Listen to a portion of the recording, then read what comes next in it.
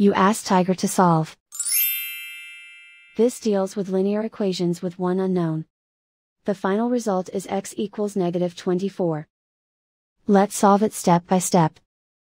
Group all constants on the right side of the equation. Subtract 8 from both sides. Simplify the arithmetic.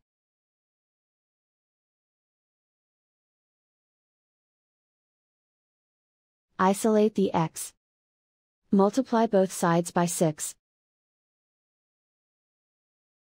Group like terms. Multiply the coefficients. Simplify the arithmetic.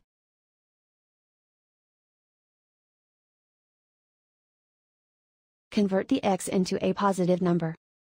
Multiply both sides by -1. Remove the ones.